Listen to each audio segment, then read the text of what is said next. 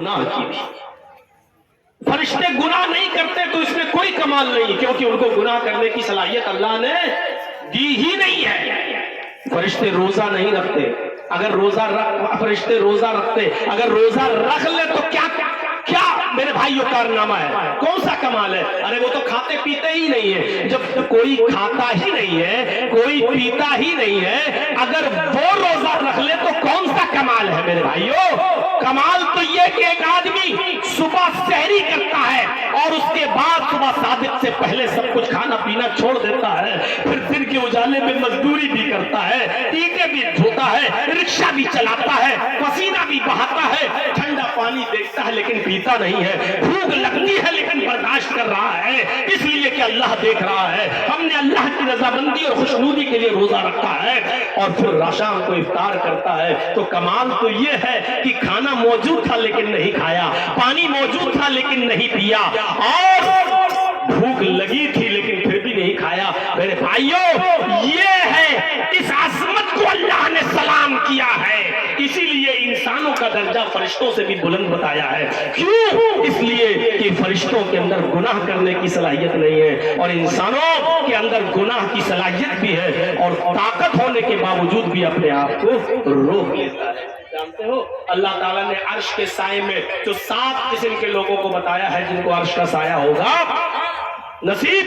سبعۃ یظلھم اللہ فی ظلہ یوم لا ظل الا ظلہ، امام عادل وشاب نشأ فی عبادۃ اللہ ورجل قلبہ معلق فی المساجد ورجلان تحابا فی اللہ اجتمعا علیہ وتفرقا علیہ. آگے والا جملہ ورجل طلبته امرأة ذات منصب وجمال فقال انی اخاف اللہ. ان 7 قسم کے لوگوں میں جن کو عرش کا سایہ ملے گا، اللہ کے عرش کے سائے کے علاوہ اس دن کوئی دوسرا سایہ نہیں ہوگا. فرمایا ان میں ایک وہ نوجوان بھی ہوگا جس کو کسی خوبصورت عورت نے برے کام کے لیے بلایا. رجل طلبته، ایک روایت میں ایک میں دعته، جس کو کسی عورت نے برے کام کی دعوت دی، آؤ میرے پاس. رجل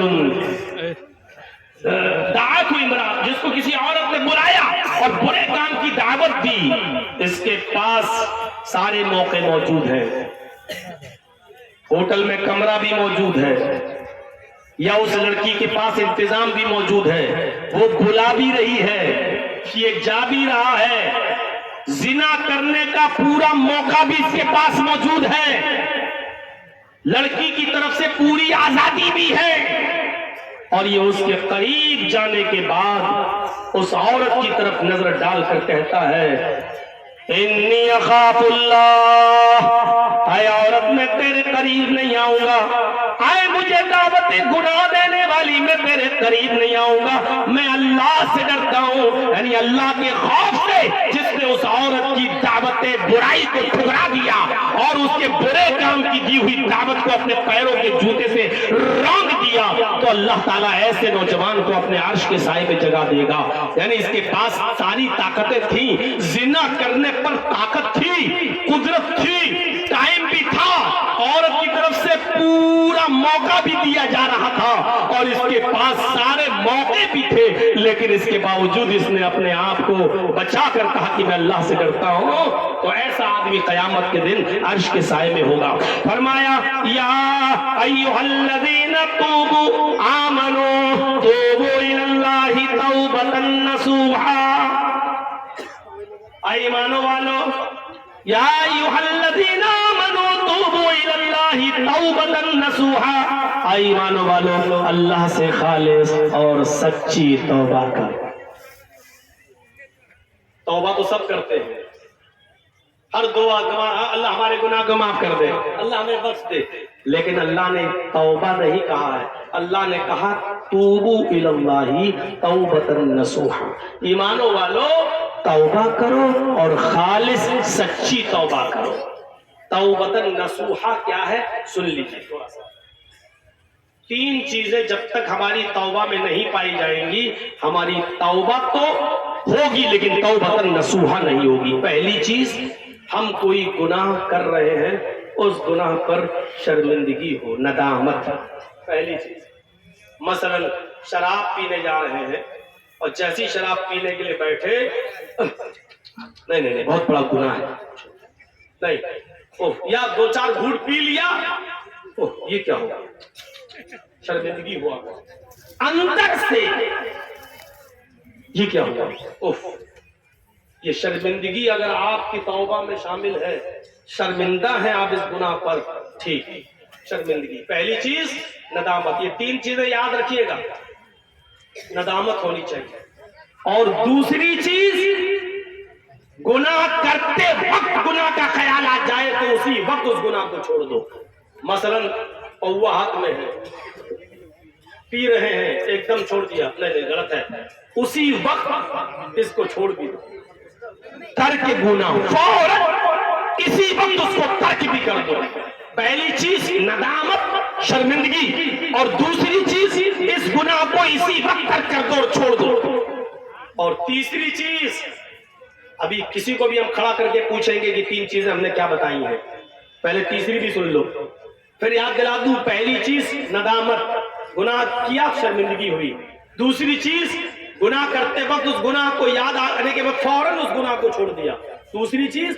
اور تیسری چیز آئندہ پھر دوبارہ پوری زندگی میں اس گناہ کو دوبارہ نہ کرنے کا عزم اور ارادہ ہمارے اندر ہو.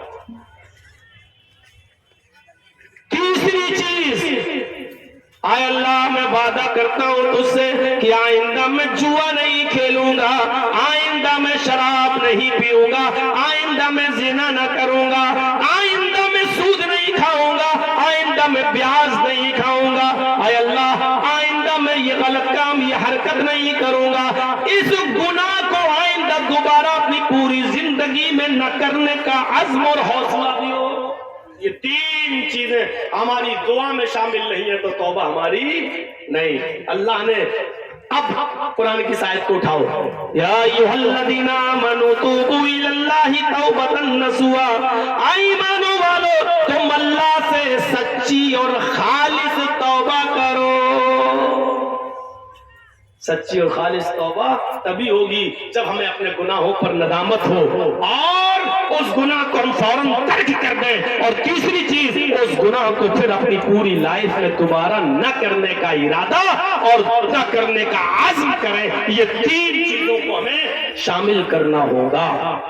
میرے بھائیوں, بڑی بڑی مشکلات کا سامنا ہمیں اور آپ کو کرنا ہوگا. بہت کچھ سننا پڑے گا, بہت کچھ چھوڑنا پڑے گا. ہمارے سامنے ایک طرف تو مصیبت کا راستہ ہوگا اور ایک طرف آرام کا راستہ ہوگا.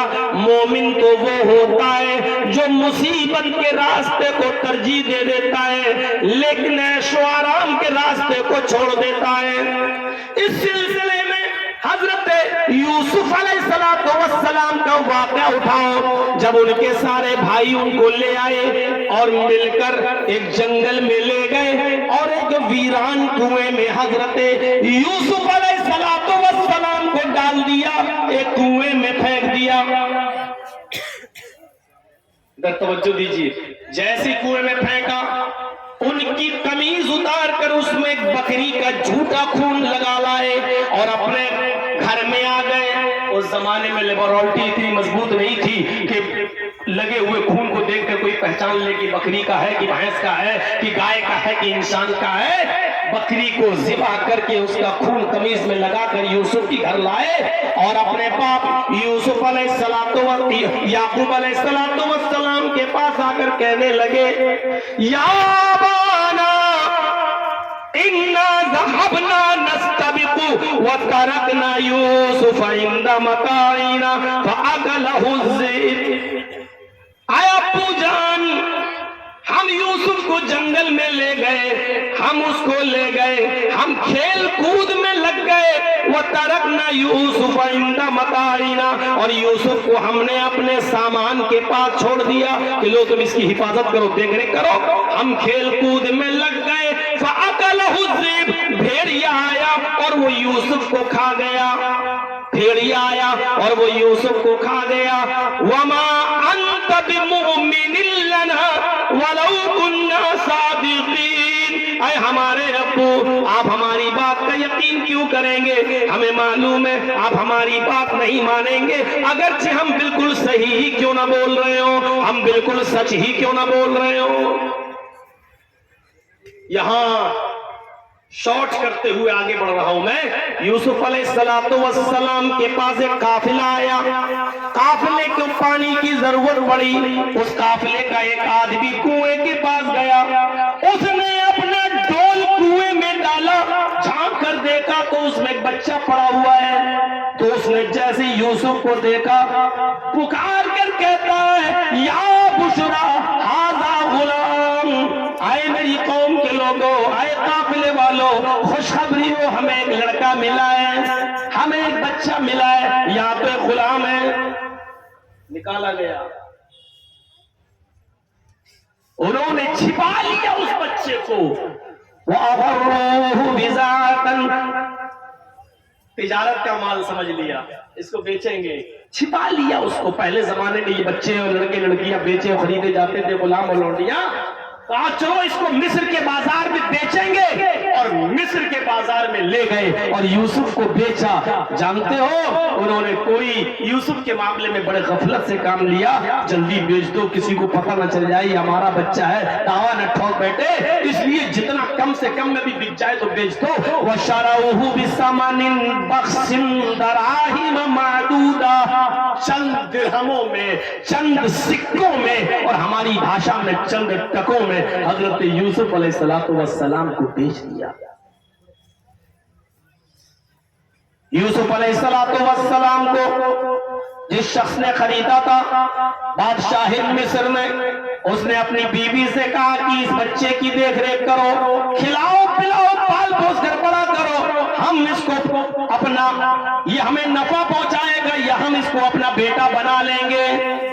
دھیرے دھیرے یوسف علیہ السلام بڑے ہونے لگے، اور ایک دن آیا کہ بالغ ہو گئے، یہاں بالغ ہوئے، وہاں بادشاہ مصر کی بیوی کی نظر خراب ہو گئی، اس کی نیت بگڑ گئی، اور یوسف علیہ السلام پر وہ ڈورے ڈالنے لگی، یوسف کو بہکانے پھسلانے لگی، اور یوسف علیہ السلام بچے رہے، ان تمام کاموں سے بچے رہے، اور ایک دن تو غضب ہی ہو گیا، پوری کی پوری طریقے سے کھیل بگاڑنے کی کوشش ہو گئی۔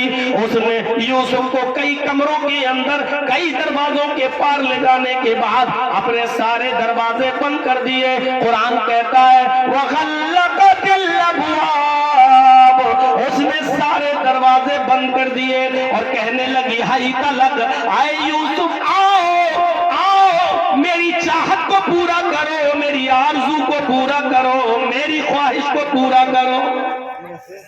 سارے موقع موجود تھے، کمرے بند، دروازے بند، اور بادشاہ مصر کی بیوی، اگر یوسف اس کی بات کو مان لیتے تو پانچوں انگلی گھی میں تھی، کیونکہ وہ ان کا بچاؤ بھی کرتی اور ان کو دولت سے بھی نوازتی، ان کا ہر طریقے سے خیال بھی رکھتی، لیکن یوسف علیہ السلام نے اس کی بات نہیں مانی، بھاگے وہاں سے، کہا معاذ اللہ، اللہ کی پناہ، نہیں مانی اس کی بات، آگے بھاگے، اس نے پیچھا کیا، پیچھے سے قمیض پکڑ کے کھینچا، یوسف علیہ السلام کی قمیض پیچھے سے پھٹ گئی، کرتا پیچھے سے پھٹ گیا، اور کیا دیکھتے ہیں کہ سامنے دروازہ کھلا تو بادشاہ مصر کھڑا ہے، اس عورت کا شوہر کھڑا ہے، فوراً اس نے الزام لگاتے ہوئے کہا کہ آپ کی بیوی پر کوئی غلط نظر ڈالے تو تم بتاؤ اس کی کیا سزا ہونی چاہیے، سوائے جیل کھانے کے یا کڑی سے کڑی کوئی سزا کے۔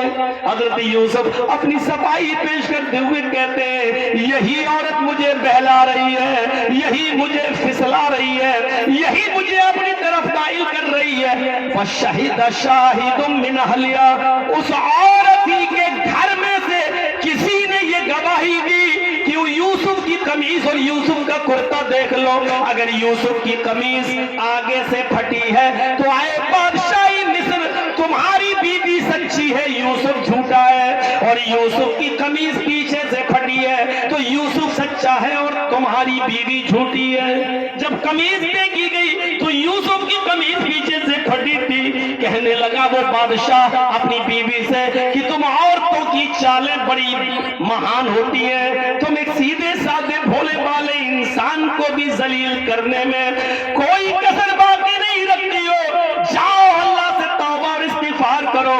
یوسف سے کہا یوسف اس بات کو آتا جاتا کر لو، اس بات کو آیا گیا کر لو، اس بات پر اب پردہ ڈالو، چھوڑو، جو ہوا اس کو بھول جاؤ۔ اب یہ بات آئی اور گئی، اپنی بیوی سے کہا اللہ سے مغفرت طلب کر، استغفار کر، اللہ سے توبہ کر۔ میرے بھائیوں، جب یہ بات مصر کی تمام عورتوں کو پتہ چلی تو عورتیں اس بادشاہ مصر کی بیوی کو تانے دینے لگیں، تانے۔